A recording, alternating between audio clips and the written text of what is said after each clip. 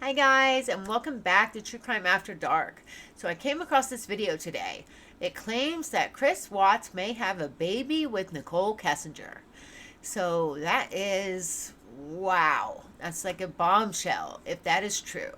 So it may be, if that's the truth, it may be a reason why she is hiding. Besides the fact either she's hiding because she's guilty or she's hiding because she's protecting something, or it may be both.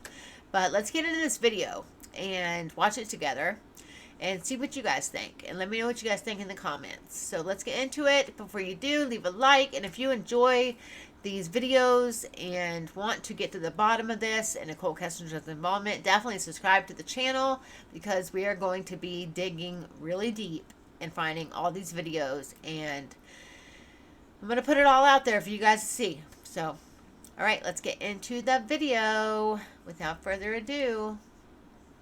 You mean a lot to me, and I'm glad that you're having a blast. I am so out of breath. The video, recorded just weeks before Watts murdered his wife and two daughters, was uncovered by HLN for their series Lies, Crimes, and Video, airing Saturday. Kyle Peltz is the show's producer. There's photos and videos of them on a secret trip to the Great Sand Dunes while Shanann and Chris's two baby girls were away on vacation. There you go, baby. That's Watts you hear behind the camera. You're so damn sexy. HLN also obtained voicemail messages Nichol Kessinger left for Watts. She giggles like a schoolgirl. Hi. It's me. I miss your face. I was just calling to say hi. Watts also took these provocative photos of his 30-year-old co-worker. He stored them in a hidden folder on his smartphone. He hides this on an app called Secret Calculator. It looks and functions like a regular calculator, but when you enter 4 digits, it's a secret vault. It opens up and it reveals hidden photos and videos. Watts claims he came clean about the affair to his pregnant wife Shanann the night he killed her and their daughters. Yeah, He buried Shanann in a that. shallow grave and dumped his girls in silos of crude oil. The mistress told cops she had no idea he was planning to murder his. Welcome to The Hidden Verdict, the channel where every case pulls you further into the unknown. Hit subscribe and step with us into the darkest corners of the human mind. It began with a question no one expected to hear again, especially not from a man serving multiple life sentences for the murders of his pregnant wife and 2 daughters. The call was short, almost routine, until Chris Watts lowered his voice and asked something so disturbing, so strangely calm, that investigators froze in disbelief. He asked, "Is the baby born yet?" A question that should not exist. A question that had nothing to do with Shanann, Bella, Celeste, or baby Nico. A question that dragged the name Nichol Kessinger back into the shadows of a case the world thought it understood.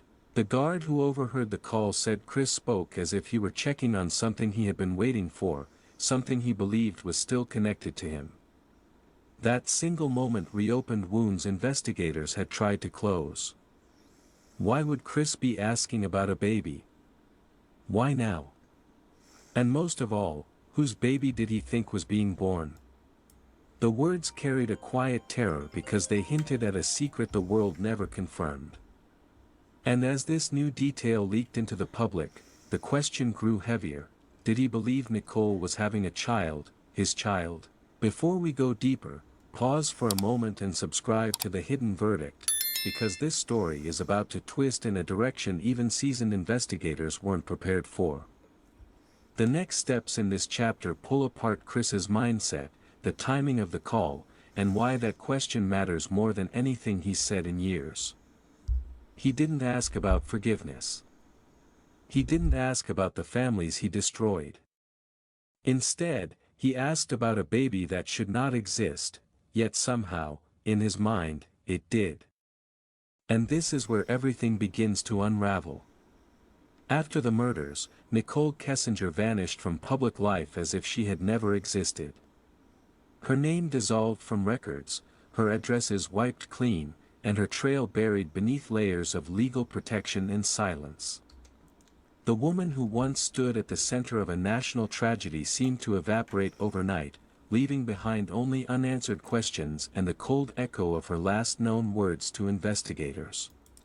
What if they really did have a baby together? Would that not be so wild?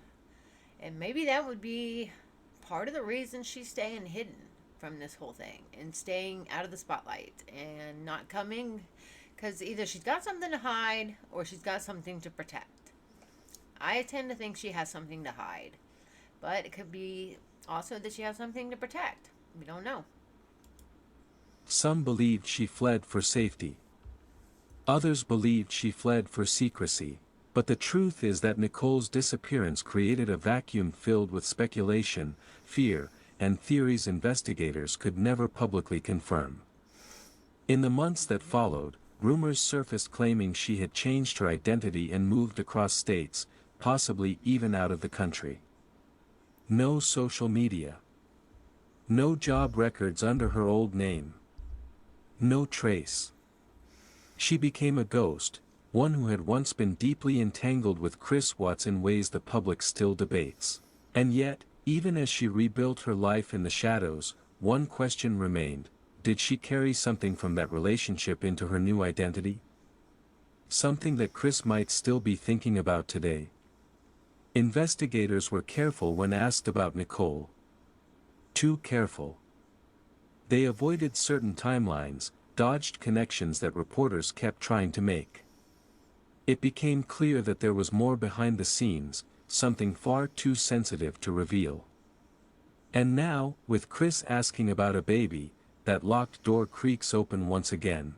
Before we move forward, take a moment to like this video and drop your thoughts in the comments, because this chapter raises a question most people never expected to revisit.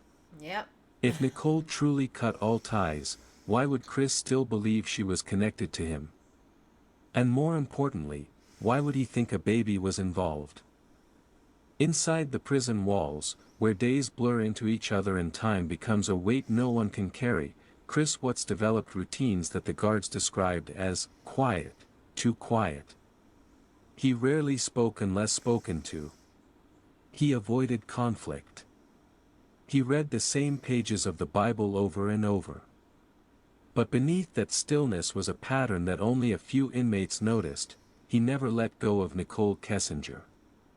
Even years later, even after the world moved on, her name lingered in the corners of his conversations like unfinished business. Inmates who shared cells near him said Chris sometimes brought up Nicole in moments that made no sense. He would mention her future, her safety, or whether she found peace. To some, it sounded like regret. To others, it sounded like obsession. And when one inmate asked why he still thought about her, Chris simply said, "Some things don't just end." It was vague, unsettling, and it hinted at a connection he believed still existed somewhere beyond those concrete walls. There were also the What if Nichol Kessinger is still writing Chris? What if she's writing under a different name? I mean, there's a way. I mean, if you really want to get a hold of him, you can write and use a different name, and I'm sure she could put some stuff in that letter to make people not suspicious that it would be her, but something that Chris Watts would catch on to, if you know what I'm saying. So, I don't know. This is a really big claim here. letters, strange, emotional writings he never sent, found later in his belongings during routine checks. Some were apologies. Some were confessions. Some read more like fantasies about a life he believed they might have had. And in a handful of them, he referenced something unfinished, something he wished he could see. Those details never made headlines, but inside the prison, they shaped a disturbing truth. Chris's mind had never fully left the life he tried to build outside Shannon, Bella, Cece, and Nico. Before we continue, make sure you share this video with someone who follows true crime, because this next part is where the story sharpens and becomes something far more unsettling. Chris's question wasn't random. It came from a place he had been holding onto for years, a place tied directly to the darkest rumors that investigators once whispered about behind closed doors. The rumor began quietly, whispered between investigators who were piecing together timelines long before the public even knew an affair existed. It wasn't something they could prove, and it wasn't something they were willing to say out loud, but the possibility lingered like a shadow they couldn't ignore. During the months Chris Watts and Nichol Kessinger were involved, detectives questioned whether she could have been pregnant, or whether she believed she might have been. The timeline was tight, almost impossible, yet not impossible enough to dismiss entirely. Nicole's internet searches during the affair raised eyebrows. They weren't just about wedding dresses and secluded getaways. Some of them hinted at future plans, major life changes, and questions about starting over with someone new. Investigators noticed the pattern but lacked solid evidence to push further. Still, the idea hung in the air, unconfirmed but unsettling. Had there been a moment where Nicole suspected something?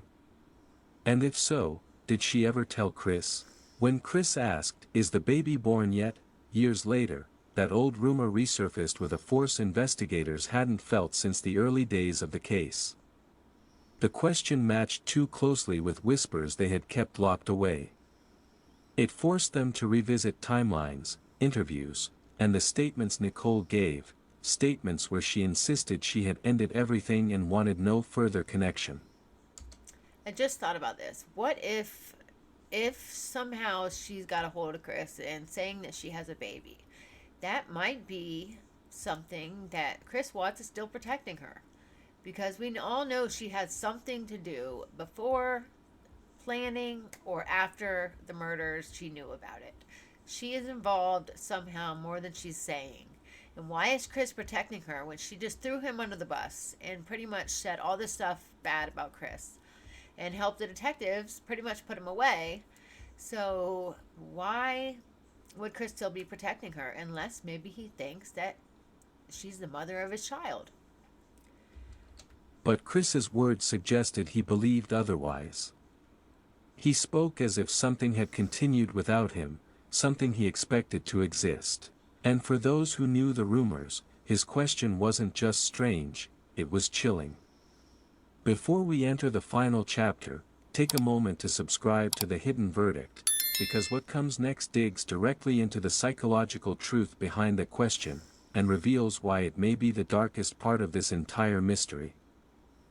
In the end, the question wasn't really about a baby. It was about control, memory, and a mind that never fully accepted the consequences of reality. When Chris Watts asked, "Is the baby born yet?" investigators realized it wasn't the words that mattered most, but the psychology behind them. A man who took the lives of his own family now sat in a cell imagining the possibility of a future he destroyed, one where someone else, someone far removed from the truth, might still be tied to him. It exposed a part of Chris that had never truly changed. Experts who analyzed the call said it reflected a delusion formed from guilt, fantasy, and a fractured sense of identity. Chris had always shaped alternate realities in his mind, the version of himself he wanted to be, the life he thought he deserved, the relationship he believed he could escape into. And that delusion didn't stop in prison. If anything, isolation fed it. In silence, he had nothing but time to rewrite memories, replay choices, and imagine outcomes that could never exist. Whether a pregnancy ever happened no longer mattered. The real revelation was that Chris believed there might have been one. His question hinted at unfinished fantasies, lingering attachment, and a warped hope that something from that affair had survived beyond the walls he now lives behind. It wasn't about Nicole. It wasn't about a child. It was about a man still trying to hold on to a piece of the world he once used to escape from the family he ultimately destroyed. And as we close this investigation, take a moment to like. Alright guys, that's it for this video, but I'm going to keep digging, so definitely subscribe to the channel because I am going to get to the bottom of this. I want to know if that is maybe the reason why she's hiding. It's either she has something to hide, she doesn't want to get in trouble, or maybe she has something to protect, as I stated earlier. So I'm going to keep going, and I'm going to get the best videos, the best ones that have evidence in it. And we're going to get to the bottom of this, period. On this channel, we are going to get to the bottom of this Chris Watts case and Nichol Kessinger's involvement. Whether you think she's guilty or you think she's innocent. I've had both in the comments. Some of you tell me that you think she had nothing to do with it, but 99% of you agree with me that she definitely did, either before or after the fact or during the whole thing. So definitely subscribe, and I will see you guys in the next one. I'll have another one really soon for you. All right, guys, have a wonderful evening, and always protect each other and always trust your gut. We don't want any of you guys getting wrapped up in any crazy stuff like this. You got to watch out, especially us women. All right. Bye, guys.